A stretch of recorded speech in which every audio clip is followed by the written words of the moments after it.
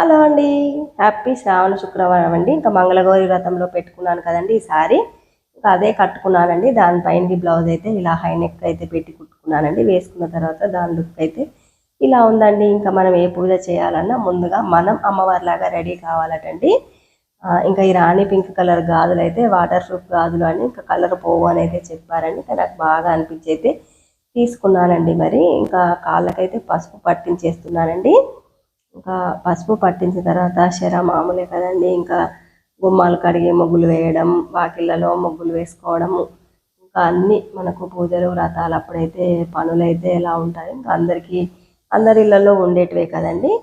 ఇంకా ఒక కథ అయితే ఉంటుందండి. లక్ష్మీదేవి ఇంట్లోకి అడుగుపెట్టినప్పుడు అందంగా ఉంటుందని, జ్యేష్ఠాదేవి గుమ్మం బయటకి కాలు పెట్టినప్పుడు అందంగా ఉంటుందని అయితే ఇంకా చెప్తారటండి. ఇంకా నేనైతే చక్కగా ఇంట్లో పనులన్నీ చేసేసుకున్నానండి.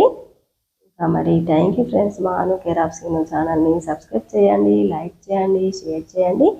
వాకింట్లో అయితే ముగ్గు అయితే ఇలా పెట్టుకున్నానండి. చక్కగా అమ్మవారి పాదాలన్నీ వేసుకున్నాను. నెక్స్ట్ వీడియోలో మళ్ళీ కలుద్దామండి. ఉంటానండి. మరి నా పూజ అయితే చూసేయండి.